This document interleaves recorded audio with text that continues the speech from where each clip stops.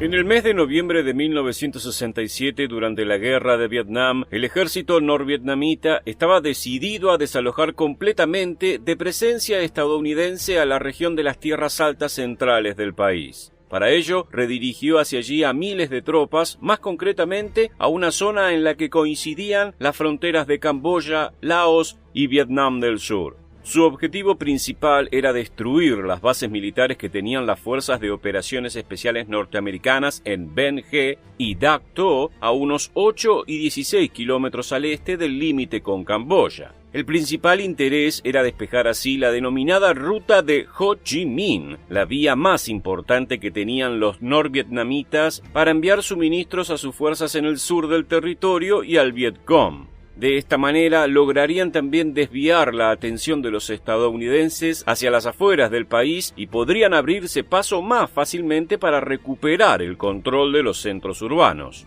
Pero ¿cómo reaccionaron las tropas aliadas ante semejante y repentina movilización de tropas que culminaría en la brutal batalla de Dak To? Si quieres conocer la respuesta, ponte cómodo y acompáñanos a descubrir los detalles de uno de los combates más duros y sangrientos de toda la guerra de Vietnam. ¿Estás listo? Pues entonces, prepárate para viajar en el tiempo. Para poder tener una idea clara de las dimensiones del enfrentamiento, deberíamos comenzar por analizar los números. De un lado, Estados Unidos y Vietnam del Sur, con alrededor de 16.000 soldados, unas 15 baterías de artillería y el invaluable apoyo aéreo táctico proporcionado por los helicópteros UH-1 Iroquois, CH-47 Chinook y los aviones de combate A-4 Skyhawks y A-1 Skyriders. Del otro lado, 4 regimientos norvietnamitas, es decir, un total aproximado de 7.000 hombres, cuya ventaja primordial era el contar con un conocimiento exhaustivo del terreno. En pocas palabras, ambos bandos estaban bien preparados, pero lo que es seguro es que ninguno esperaba que el choque se convirtiera en una de las batallas más violentas del conflicto.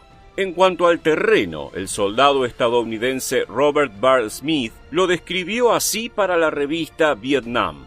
Es una tierra despiadada, llena de escarpadas colinas de piedra caliza, algunas de las cuales superan los 1.200 metros. Y añadió, las colinas están cubiertas por una doble y a veces triple capa de jungla. Los pasos entre crestas son lugares lúgubres y de perpetua oscuridad. Asimismo, detalló que aquella selva, poblada de enredaderas y espinas, era también hogar de diversas especies de serpientes, 1 millón de sanguijuelas y aproximadamente la mitad de los mosquitos del mundo. Otro historiador, por su parte, calificó el escenario como el más salvaje de Vietnam del Sur e incluso de todo el sudeste asiático. Fue en este terrible escenario que se dio la batalla, aunque en realidad se trató de una serie de intensos choques de infantería que culminaron en el decisivo enfrentamiento por la cima de la colina 875. Para tener una idea de la dificultad de la campaña, diremos que antes de siquiera intentar asaltar aquella posición, la Brigada Aérea 173 ya había sufrido 79 bajas fatales y casi 300 heridos. Esto sucedió entre el 2 y el 18 de noviembre de 1967, las jornadas previas al sanguinario combate de 110 horas para tomar la colina. Para el 19 de noviembre, las fuerzas norvietnamitas ya comenzaban la retirada hacia el sur, a lo largo de la frontera entre Laos y Camboya. Sin embargo, no se irían sin brindar una última resistencia. Como resultado sucedió el brutal episodio de la colina 875, mejor conocido como la Batalla de Dak To. A las 9:43, las compañías C y D estadounidenses de la Brigada 173 iniciaron el ascenso, con la compañía A manteniéndose en la retaguardia con la idea de liberar una zona de aterrizaje al pie de la colina. De inmediato, los soldados cuya misión era conquistar la cima se toparon con una feroz resistencia. Uno de los combatientes veteranos de aquel combate recuerda: estaban por todos lados. Nuestros oficiales nos gritaban que siguiéramos subiendo a la maldita colina, pero no podíamos. Estábamos rodeados y disparábamos en todas las direcciones. Otro testimonio de aquellos días asegura: pelean como si todos fueran John Wayne, hacen valer cada disparo. En consecuencia, los comandantes de las compañías ordenaron detener el avance y pidieron apoyo aéreo, algo que no se hizo esperar demasiado. Enseguida, el fuego de artillería y los bombardeos comenzaron a acribillar la cima de la colina 875. Sin embargo, mientras la atención de los norteamericanos estaba en las alturas, los norvietnamitas aprovecharon el momento para atacar sin piedad a los desprevenidos miembros de la compañía A al pie de la colina. Curiosamente, los sobrevivientes de esa ofensiva tuvieron que retirarse cuesta arriba hacia el frágil perímetro creado por las otras dos compañías, y en un abrir y cerrar de ojos todos habían quedado atrapados. Para las 3 de la tarde, el comandante de la compañía C reportó que se encontraban rodeados por más de 200 guerrilleros norvietnamitas y que eran objetivo de fuego de morteros, armas automáticas y cohetes B-40. De hecho, era tal el dominio enemigo que 6 helicópteros estadounidenses que intentaron intervenir en el combate fueron derribados. Más aún, la desesperación de los soldados occidentales llevó a solicitar apoyo aéreo por parte de bombarderos con el enemigo a tan solo 50 metros de distancia.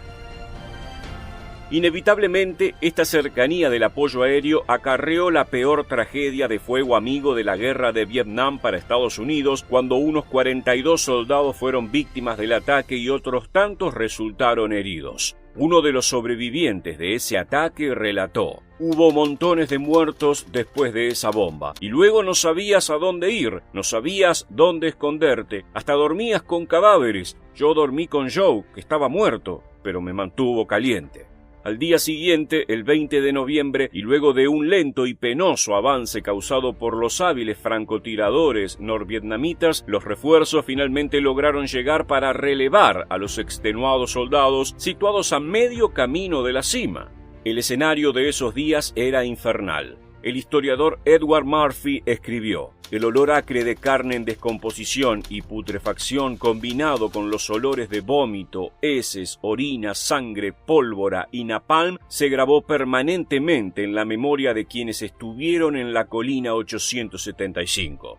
A lo largo de aquella jornada, los bombarderos norteamericanos atacaron sin piedad la cima, y a las 4 de la tarde, una nueva ofensiva de infantería intentó conseguir el objetivo, aunque sin éxito. La victoria, si es que se la puede llamar así, llegó el 23 de noviembre, cuando, mediante un ataque envolvente, las tropas estadounidenses consiguieron llegar a la cima. Pero ya casi no encontraron resistencia en su camino. Los norvietnamitas habían abandonado sus posiciones bajo la protección de la noche. La batalla de Dak To fue categorizada oficialmente como un triunfo debido a que, si bien Estados Unidos sufrió numerosas bajas, la pérdida del enemigo fue 4 veces superior. Incluso fue tal la magnitud de la derrota norvietnamita que los 3 regimientos que participaron de ese combate no pudieron formar parte de la ofensiva del Tet, que había sido, desde el principio, el objetivo principal de las fuerzas de Vietnam del Norte. No obstante, no todos en Estados Unidos estuvieron contentos con el resultado. Dentro del propio ejército, luego de la batalla, afirmaron que fue una acción estúpida y que, como tal, no tuvo ningún valor estratégico ni beneficio posterior en la continuación de la guerra. Luego de conocer todo sobre la batalla de Dak To, queremos conocer tu opinión. ¿Crees que hizo bien Estados Unidos en seguirle el juego a Vietnam del Norte y desviar su atención hacia las regiones fronterizas? La guerra de Vietnam desencadenó algunos de los más sangrientos combates que se han visto en casi todos sus frentes, y muchos de ellos alcanzaron duraciones insólitas. El más claro ejemplo fue el asedio a la ciudad de Hue, antigua capital imperial conocida también como la Perla de Vietnam, a comienzos de 1968. En el contexto de la feroz ofensiva del Tet, este impresionante enfrentamiento, originado tras la recuperación gradual de la ciudad por parte de los vietnamitas, mantuvo en vilo a las fuerzas norteamericanas que se negaban a dar por perdida una zona considerada altamente estratégica. A pesar de ser considerada como una victoria estadounidense y survietnamita, muchos en Occidente comenzaron a repudiar la agresividad con que Washington tomaba sus decisiones. Entonces, ¿qué sabes de esta agresiva contienda que consumió miles de vidas entre civiles y soldados de ambos bandos, además de considerables pérdidas en equipamiento norteamericano? No te muevas de tu pantalla porque en los próximos minutos te contaremos todo acerca de uno de los más prolongados asedios de parte del Vietcong, solo comparable con los más sangrientos sucesos de la Segunda Guerra Mundial. ¿Estás listo? Pues entonces prepárate para viajar en el tiempo. El asedio de Hue es considerado al día de hoy como uno de los más trascendentes enfrentamientos de la mítica ofensiva del Tet, que fue propulsado por las tropas de Vietnam del Norte. Luego de 3 años enteros de desgaste y corrosión de sus batallones, el alto mando estadounidense convenció a Washington de que en instancias del conflicto, quien tomara en su poder la ciudad de Hue ganaría definitivamente la guerra. Esta idea provenía de la posición geográfica del territorio, en el centro de Vietnam y próxima a la disputada frontera entre el norte y el sur, además de sus rutas y el río Perfume que lo atravesaba, que funcionaban como canales de abastecimiento enemigo. La ofensiva del Tet logró en febrero de 1968 el objetivo Vietcong de recuperar la ciudad de Hue, aunque las fuerzas orientales habían quedado sumamente dañadas en el intento. Las autoridades americanas vieron una oportunidad en este débil estado del enemigo y desde Washington se emitió la orden de recuperar la perla de Vietnam a cualquier precio. Además, pequeños escuadrones del ejército americano y hombres del ARVN habían quedado atrapados u ocultos tanto al norte como al sur de la ciudad y debían ser rescatados. Así es que la primera división del ARVN, sumada a los batallones más aguerridos del ejército y de la marina estadounidense, se prepararon para volver al servicio, reorganizándose en los alrededores y dispuestos a cumplir con la compleja misión encomendada. Pocos esperaban que más de 10.000 hombres de Vietnam del Norte estaban aguardando para dar una brutal resistencia. El final de febrero de 1968 fue devastador para Estados Unidos. La ofensiva del Tet había resultado por demás agresiva y solo había fallado en muy pocos sectores. Tiñó de sangre americana puntos sensibles respecto a la logística y causó miles de bajas y pérdidas en equipos importantes. Las maniobras de distracción enemigas hicieron que las tropas estadounidenses desprotegieran la ciudad de Hue más de lo necesario. Aprovechando los festejos multitudinarios del Año Nuevo Lunar en Vietnam, el Vietcong se las ingenió para introducir miles de infiltrados fuertemente armados, que no perdieron la oportunidad de atacar en el momento preciso. Así, respaldados por batallones de infantería, los norvietnamitas iniciaron la recuperación de Hue. La ciudad estaba dividida al medio por el río Perfume y varios grupos reducidos de tropas estadounidenses quedaron aislados y se defendieron ocupando edificios cercanos al Palacio Imperial y organizando cerrojos que pronunciaban aún más su aislamiento. El Vietcong, luego de realizar maniobras nocturnas que incluyeron salvajes bombardeos y ataques vía morteros, había ocupado los puentes, cortando toda circulación entre norte y sur.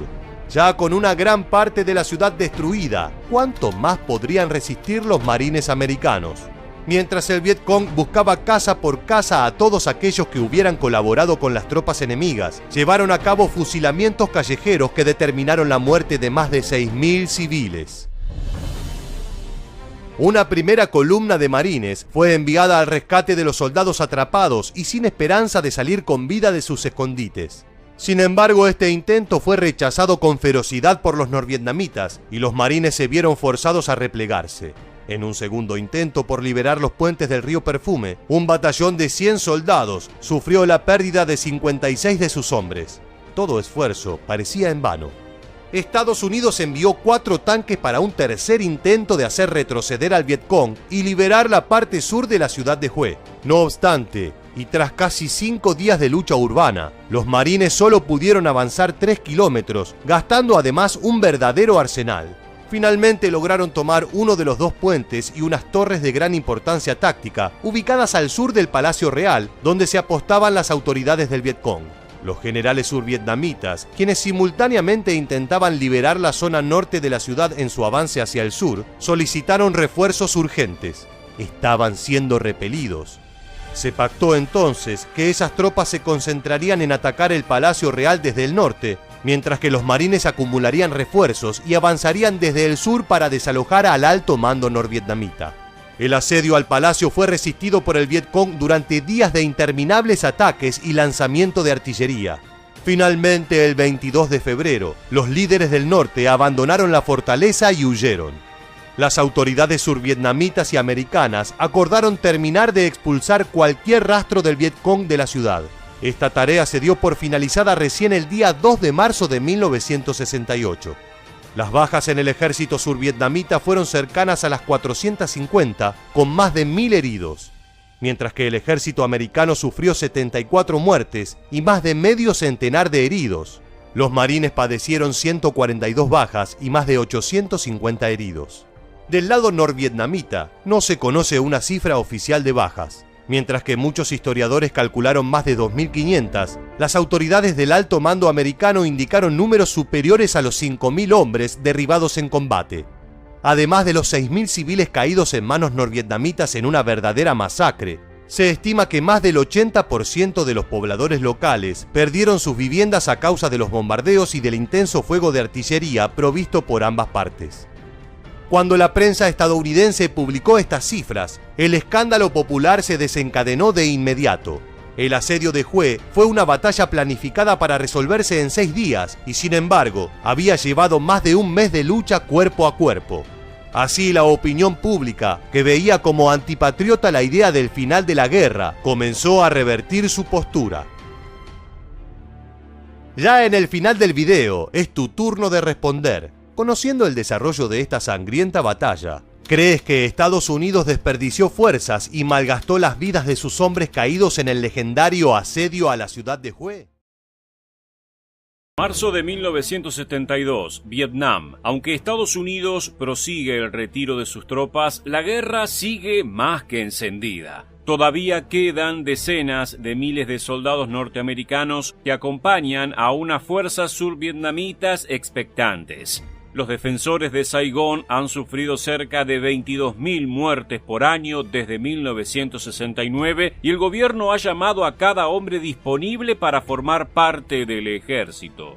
Mientras tanto, Vietnam del Norte se prepara para algo inédito, algo que creen que puede llegar a romper definitivamente las líneas rivales y brindar un punto de inflexión a la batalla.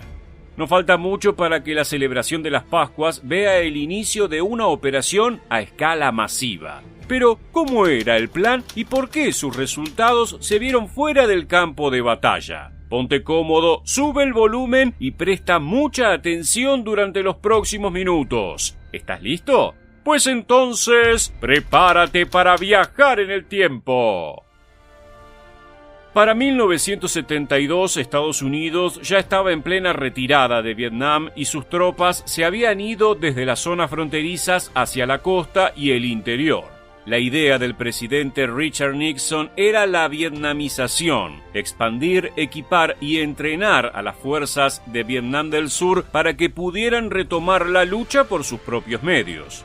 La ventaja, entonces, parecía estar del lado del gobierno de Hanoi. Tras una fallida operación por parte de las fuerzas sureñas, los políticos del norte discutieron extensamente y tomaron la decisión de lanzar la ofensiva Yen Hue, llamada así por el hombre que había vencido al ejército chino en 1788. Sin embargo, este avance pasaría a la historia como la ofensiva de Pascua, ya que se produjo 3 días antes de la festividad. Le Duan, jefe del Partido Comunista, se encargó de la planificación, mientras que el general Van Tien Sun comandó la maniobra. Sus objetivos no solo estaban vinculados con el territorio, sino también con la posibilidad de influir en las elecciones presidenciales de Estados Unidos y asegurar una mejor negociación en las conversaciones de paz en París. La inteligencia americana conocía las intenciones de su enemigo, pero equivocó tanto la fecha como el lugar de la invasión. Al mediodía del 30 de marzo, el ejército de Vietnam del Norte lanzó lo que se creía que era la totalidad de sus efectivos, alrededor de 200.000, a lo largo de 3 frentes simultáneos con cientos de tanques y artillería pesada. Así, abril fue un mes de puro avance para los norvietnamitas, quienes, mediante asaltos desde Laos y Camboya, amenazaron con dividir a Vietnam del Sur en 2.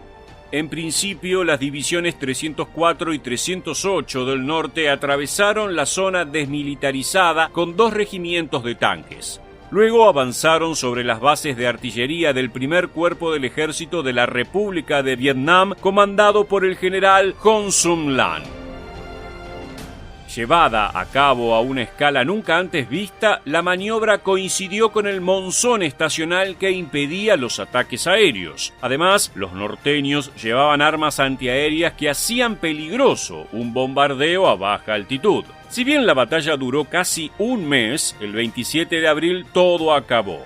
Perjudicados por las órdenes contradictorias de Lam y el general de la tercera división, Bu Fan Sai, el ejército survietnamita colapsó y cedió gran parte de la provincia al norte de la ciudad de Quang Tri, que terminó de caer el 2 de mayo.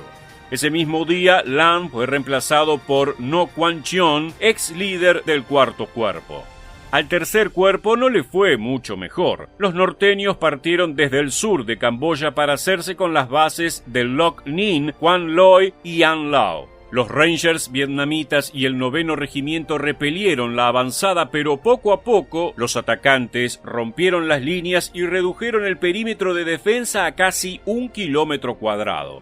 No obstante, aquí la batalla se volvió más encarnizada. Los embates aéreos de Estados Unidos pusieron cierto freno y, ya en mayo, una división survietnamita distrajo al enemigo del asedio. La revista Paris Match describió esta área como un Verdun o un Stalingrado. Por su parte, el segundo cuerpo se vio bajo el fuego del Vietcong en la provincia costera de Vinh Di, algo que en realidad servía como distracción, ya que los verdaderos objetivos eran las ciudades de Kon Tum y Pleiku. Toda la región del altiplano central estaba en juego.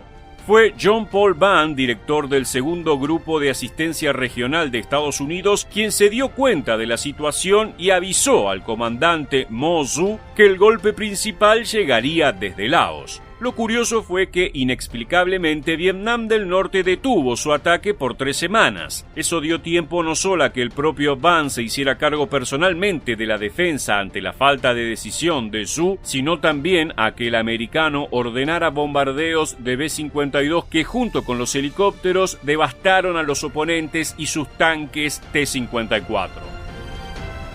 A todo esto, el cuarto cuerpo debió ocuparse de la frontera con Camboya y el delta del río Mekong. Allí, la primera división del ejército de Vietnam del Norte capturó el puesto de Kompong Chai y consiguió triunfos aislados, pero los Rangers de Vietnam del Sur y sus fuerzas blindadas pudieron sobreponerse con menos dramatismo que el de los otros frentes. Entre mayo y junio, el cuarto cuerpo recuperó Kompong y capturó documentos que le permitieron descubrir y eliminar a las fuerzas enemigas que se retiraban de Am Lao. Sin embargo, Vietnam del Norte volvió a cometer errores vistos en la ofensiva del Tet. Sus tácticas resultaron demasiado básicas, descoordinadas o indecisas. Además, sus rivales no se dieron por vencidos fácilmente gracias a la presencia del soporte aéreo. El 12 de junio, las fuerzas del sur expulsaron a los atacantes de An Lao. Mientras tanto, Vann, quien moriría al estrellarse su helicóptero el 9 de junio, sostuvo la batalla de Kon Tum con éxito. Finalmente, la ciudad de Quang Tri fue recuperada el 16 de septiembre luego de 2 asaltos survietnamitas en julio, peleas casa por casa y disparos de artillería de ambos bandos. Por otro lado, el 9 de mayo, los bombarderos de la operación Pocket Money plantaron minas en los puertos vietnamitas con el fin de bloquear las importaciones que la ofensiva utilizaba. Ese movimiento fue acompañado por la operación Linebacker, que hasta el 23 de octubre efectuó un bombardeo sistemático en el norte, provocando una importante cantidad de bajas y cortes de vías férreas, comunicaciones y suministros. Aquí sirvieron las novedosas armas guiadas por láser o televisión. De todas formas, la cantidad de bajas castigó a las dos fuerzas por igual. Vietnam del Norte sufrió aproximadamente 40.000 muertos o desaparecidos y 60.000 heridos. Vietnam del Sur y Estados Unidos tuvieron 10.000 muertos, 33.000 heridos y 3.500 desaparecidos. Eso sin contar con una cifra de aviones y tanques aún por determinar. También hubo 25.000 bajas civiles con 1 millón de habitantes desplazados de sus hogares.